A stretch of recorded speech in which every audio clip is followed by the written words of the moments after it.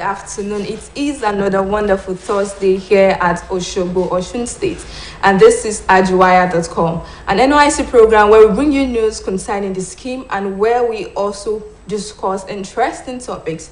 And before I move further, I would love to congratulate the batch COO, the 2021 batch B Stream 2 on their passing out today. Congratulations, guys. Favor market, I pray for every one of you. And just the way we do it at ajuwaya.com, we don't just go out there and bring up topics, but we bring topics that will be beneficial to every core member, not just core member, but as a youth, it will be very important to you. And on today's program, we'll be talking about job creation awareness. And it is very important for every youth to listen to this program. And I have someone, a representative from IPSM, and he will be doing justice to that. But before we go into that program, Ajuwaya News comes up. Do stay tuned.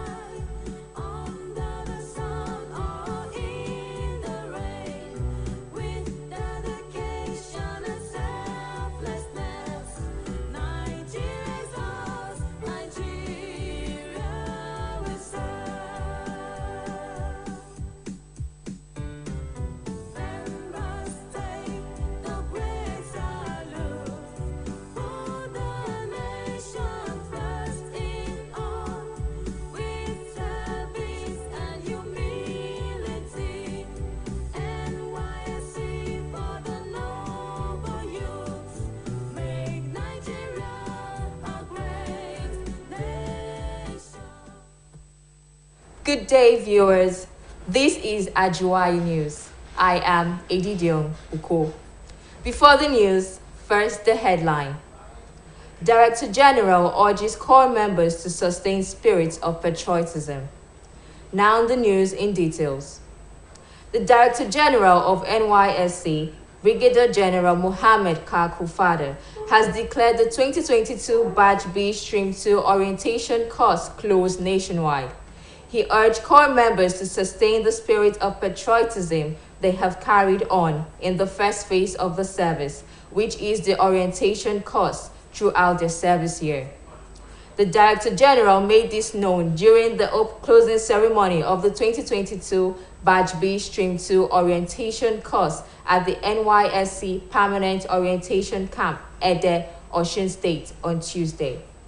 General Fada, who was represented by the NYSC Osun State Coordinator, Mrs. Abdulwahab Olayinka, said that the hard work and resilience which they have imbibed during the orientation course should be their watchword, stating that core members should strive to meet the expectations of Nigerians by contributing towards the growth of their fatherland.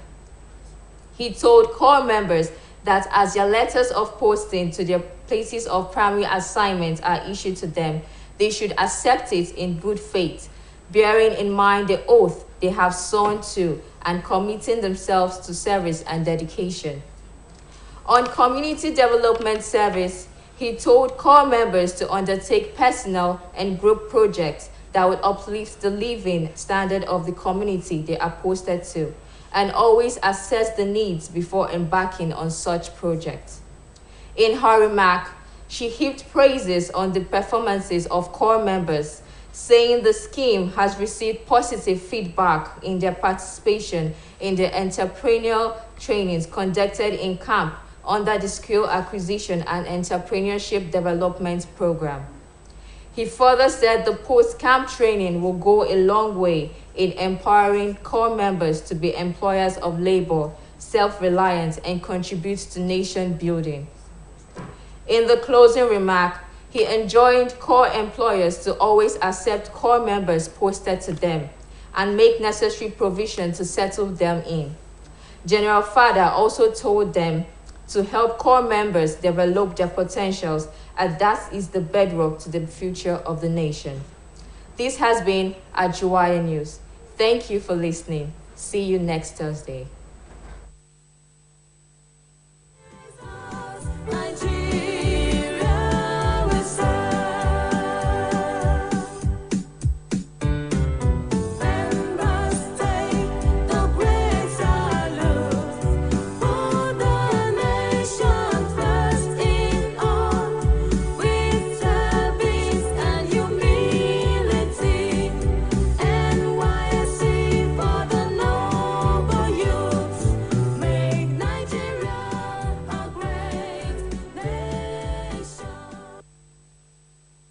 Okay, welcome back from that quick break, and thank you, Miss Edidiong, for that wonderful news.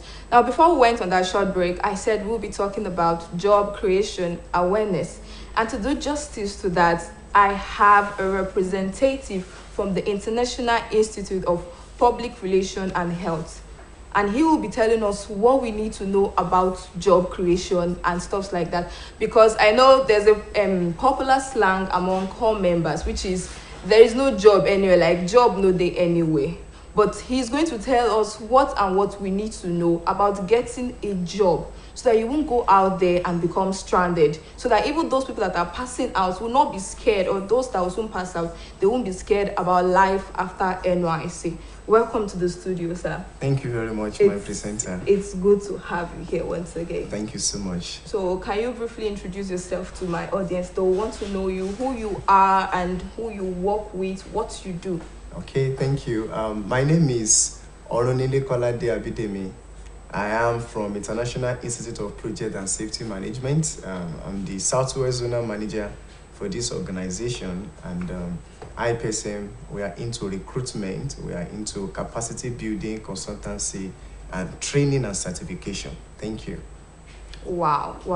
Oh, that means I think that's the name of the institute correctly. International Institute of Projects and Safety Management. IPSM. Oh, wow. Okay, sir, to move further to the next question. Okay. What are the facts and the truth about job in Nigeria?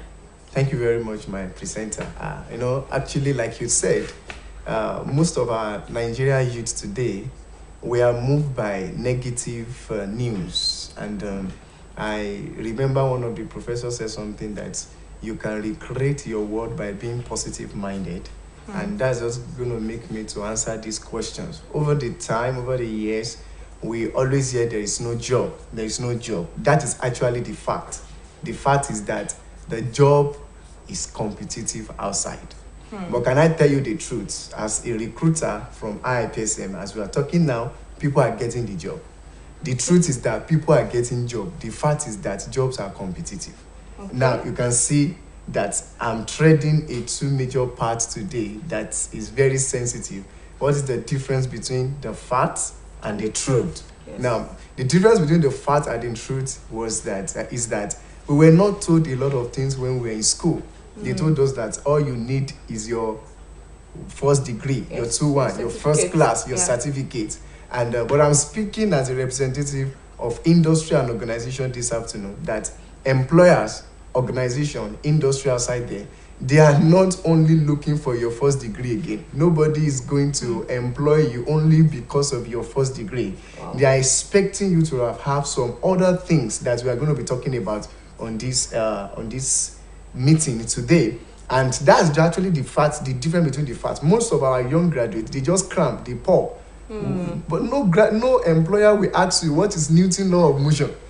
Exactly. But they are expecting some skill in you that is going to make you to add a value to what they are doing and get them to their destination.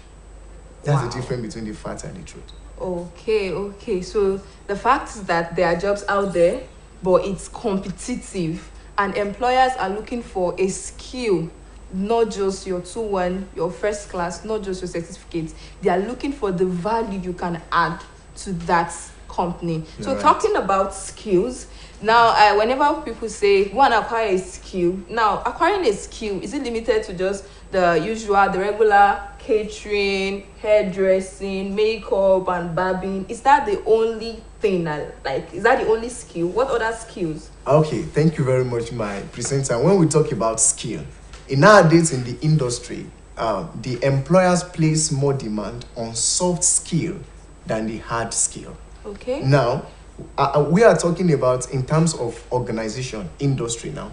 Some of the skills you need to have that is going to make you to stand, have edge over others outside there.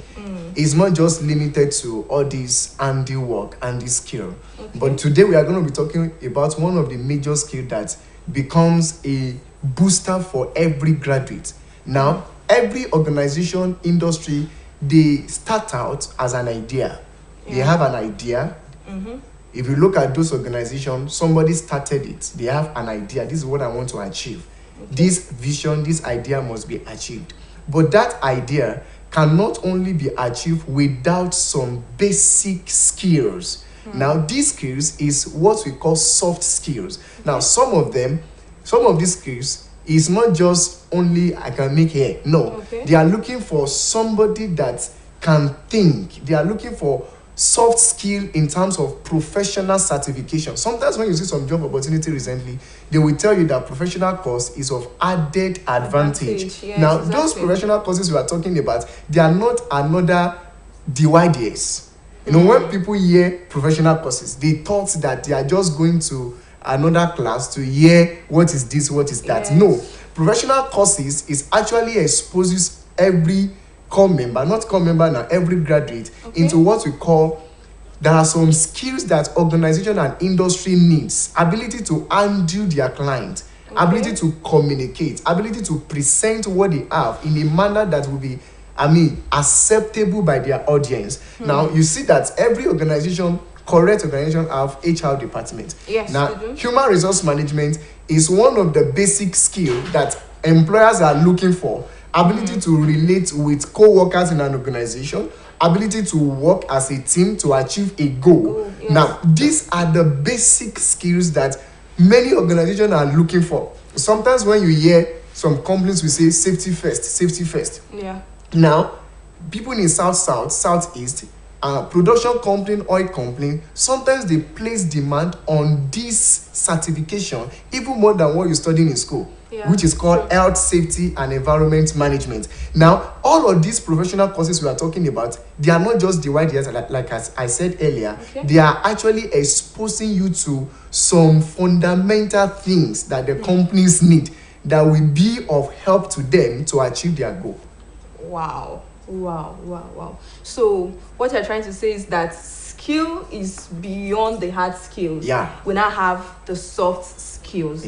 Okay, now one of the excuses that core members usually give is that when I acquire the soft skills, the certificates, are they valid? Like, how will I acquire a skill or get the knowledge, and at the end of the day I'll start hearing that the certificate is not valid and the rest? Should we look for, or should we look after the certificates, or should the certificates be our concern alone, or the knowledge we want to have? I love that. I love that question you asked. You see, the major errors in our universities, the school we graduated from, is that they only make the grading system to only be your score.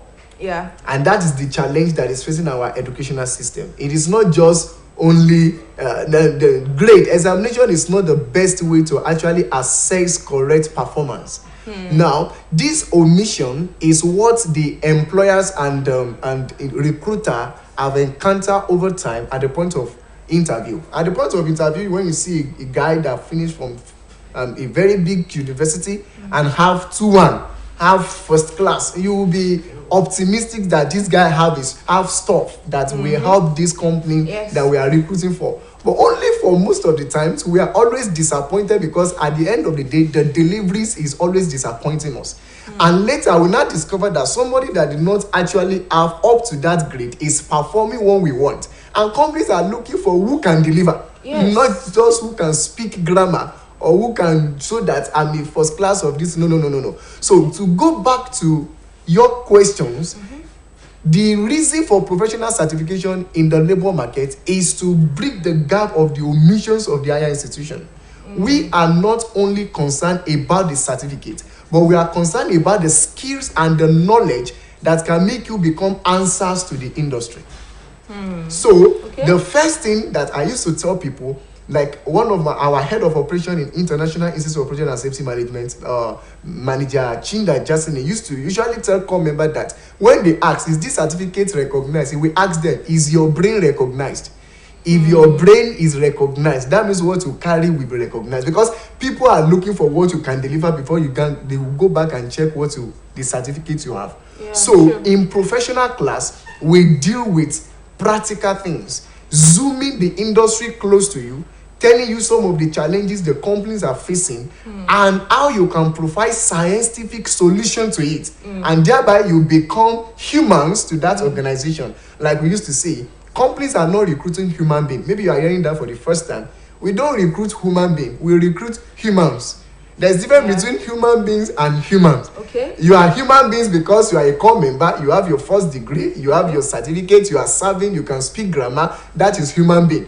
But you become humans when you carry the specific skill that organization need to make their vision achievable.